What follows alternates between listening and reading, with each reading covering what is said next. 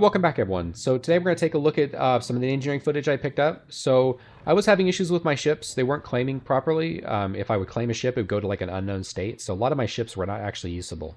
I wish it was only like half or something, but it ended up being like three-quarters of them. So, and most of them aren't even usable, right? Because they're not quote unquote engineering ready ships. So most of the ones that were engineering ready, unfortunately, a lot of them were not working for me. So what I decided to do is take my Terrapin out and go find a ship and see if I could find any in the verse. And I actually ended up finding two Corsairs. This is just one of them. This is the one I actually took a bit more work to get up and running. The other one had left the door down, so it was a lot easier to work with. But this is giving me hope as far as like being able to get ships up and running, being a bit of a scavenger, if you will, and being able to kind of take that to your advantage. So the fire wasn't really working correctly. It was a bit of a UI problem for this one. So I kind of stopped trying to work on the fire. What you really need to do though is get the power plant up and running and then work on the coolers. So once you get the coolers and the power plant up and running, then you can really work on getting the ship fixed. And if those are the major problems, at least in this build, that appeared to be what I would typically go for, is power plant up enough to get some pips in things like the cooler, get the cooler going and get the ship cooled off if it has a fire, getting everything up and running after that. Each of the different ships have their own kind of challenges. The power plant and the Polaris, you'll see on later footage, is not repairable. So the power plant, once it's dead, it's dead. So unfortunately, with the Corsair, I did notice the lights are out. So forgive the light as I'm walking around, but there's no actual internal lights in this current build for whatever reason. But the other problem is the life support. I couldn't actually access and fix the life support, so that was always a problem with this particular ship. But some ships, I think like the Paladin, their life support's not working in this build anyway, so it wasn't that big a deal, and I always had my helmet on. The other challenge you're going to find here is that as I'm healing these, it does take quite a bit of time, which is good. I don't think it should be quick. Maybe a bit quicker than this, to be honest. But you will find I'm going to go out in a minute, and what I found with the Polaris, or what we found with another org mate, is if you go around the outside and tap the components, you can easily fix them. So right there, I just moved that power plant from 50% to 100%. I'm going to do the same with the other power plant that I had left at 50%. Boom, it's back to 100%. So there is a problem with the build where if you go outside to access the components, as long as you can actually reach them with your repair tool, they can instantly get one tapped basically back up. So that's how it works in live too, generally speaking. So it's just something they need to work on their end to get it up and running correctly. So as you see here, the power plant's back up and running, and I just had to one tap it versus waiting basically a few minutes to get it up and, well, a minute or so by repairing it the old school way. The door there, I was trying to get it repaired so I can get it closed. Because I had to shoot it open, that never worked. But I did find a second Corsair, and its door was left open, so I was able to get that to work. So that's an interesting first tidbit where you can actually use the engineering panel to close and open doors. So that's helpful. They just need to make it so it's more permanent for once you find a ship like that, where you can actually still kind of tag it to yourself and then use the doors appropriately. The Terrapin was a lot of fun. So as you can see here, I'm kind of putting out a fire. I will work on some of the components here, but this is a great aspect of engineering, is that something like the Terrapin like this. So a really small ship like this, easy access to all the components. The engineering terminal's right here next to the pilot area. So I was using my Paladin here to kind of blast the poor Terrapin to just test this all out. And there's a weird bug where once you kind of get into a fire, your arm just kind of stays up. So I was kind of dealing with that as well. But yeah, it was interesting to see, the whole ship kind of go red, and then all of a sudden I was able to heal it back up all to green. So, and there doesn't necessarily seem to be any lasting effects. I was able to take that Corsair on a mission that I showed in the first part. And actually I'm going to show a Connie from the number 6 ghillie mission that I ended up fighting, because I go take a look at that one as well, because not all ships are really fully physicalized. So we will get to take a look at the Connie, but it's not going to be working in the correct fashion because, again, it's not currently working in its intended state with engineering. But yeah, again, the Taurus, good time just to go in there. Since all the components are together, it's just a very fun ship as far as engineering is concerned. It kind of makes the Terrapin a much more fun ship overall. And I look forward to using the medical Terrapin, the Metapin, a lot more as well when engineering goes live, which I already like using it now, but I think it'll be even more fun with the engineering stuff. So this is the Connie I ended up kind of taking out. And so what I decide is the engineering terminal works, right? So it doesn't have its gold pass enough to really be full engineering enabled, but it does have the engineering panel, and that does work. So I can kind of see what's going on. So supposedly there's fire throughout, but what I'm doing here is I'm turning off all the guns, because I decide if I'm going to kind of repair these components, I don't want this ship to blow up my ship. So you can just turn off all the stuff. And the bots don't appear to know how to deal with a lot of this stuff.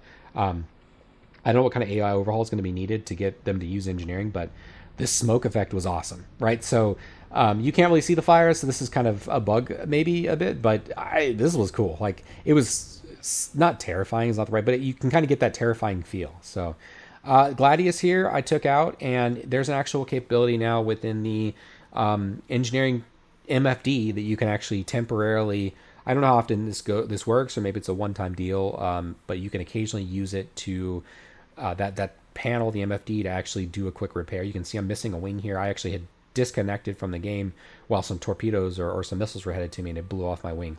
So once I got back in game, I was like, well, let me try this out. So that's where I was able to try this out. And then I was able to actually take on the arrow that was left here while I was working this mission. So yeah, pretty cool effect to be able to temporarily do that, especially in a small fighter like this.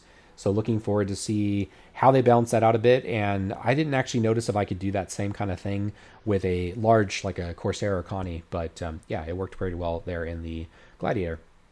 Finally, we have the Polaris. And I'll have some kind of closing thoughts here as well. You can kind of see, all those components are pretty close together. You have the shield generator, then you have the cooler, and then you have the power plant. And as I mentioned before, unfortunately with the Polaris, you can't currently fix the power plant. So once that gets cooked, the whole ship is cooked. You can see there's health, there's wear and tear, and then there's temperature. So the wear and tear parts actually has to do, from my understanding, and what another org mate has shared with me, is more about the wear and tear a component's going to get over time based on just general use and probably how it's being, mistreated possibly. So that's going to be the option. You probably have to actually replace that component. So that's pretty cool. Looking forward to see how that plays. Right now, the build's going to be too short for it to really determine how that would work out. From an actual engineering standpoint, you can see it takes considerably more time to actually repair any of the large capital components because it's a capital ship, and they really want you to use more than one person. So the power plant is basically, I don't know if it's fully out, but it's at least close to being out. And we're trying to get the cooler back up and running. And it gets to the point where the heat's going to build up, right? So even though if there's not necessarily a fire, the overall heat is going to go up in the room. And so you're going to start to have negative effects on your character, to include dying if you just hang out too long, right? Unless you have a heat-specific suit. So maybe you might see some of those bigger engineering, those suits the utility suits used for engineers. We'll see. In the meantime, so I have to hop out of here for a bit. And, once you leave to a different section of the ship that doesn't have to deal with as much heat, then your temperature will go down. And that's just going to be a benefit, right? So managing your character's resources by paying attention to what's going on and paying attention to which particular ship's parts of the ship are doing better than others, you can use those areas to cool off and cool down. So I thought this was all very interesting. It's hard to tell, again, how much tedium this will be and how tedious it will be overall. But I enjoyed this just from a new gameplay perspective.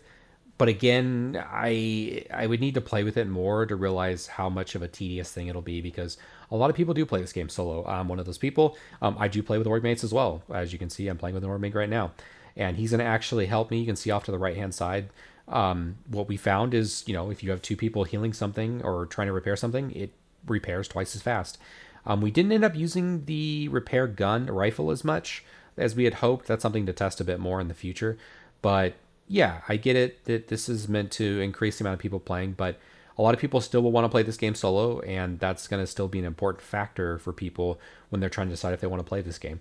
And so that'll be something that CIG will have to continue to keep in mind with balance. So trying to figure out how much do we cater to solo players, yet make sure that they don't have an Idris. They're just flying around and blowing everybody up. So there's definitely a middle ground you have to meet there. So you can't just have the Idris running around with a solo player. That's not inevitably what it's meant for, right? So, but at the same time, you shouldn't punish somebody because they want to be in a relatively small, even like a Terrapin, and like, oh, well, it's constantly dead. It's constantly having to be, like, it's fun in that Terrapin to do it in the moment when I'm kind of setting up test cases, but I'm constantly going out and having to do a bunch of engineering, and I just can't even play the game. That's not going to be any fun either. So I don't know where they'll find that middle ground.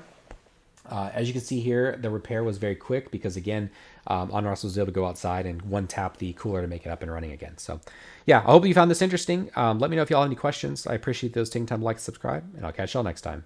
Peace.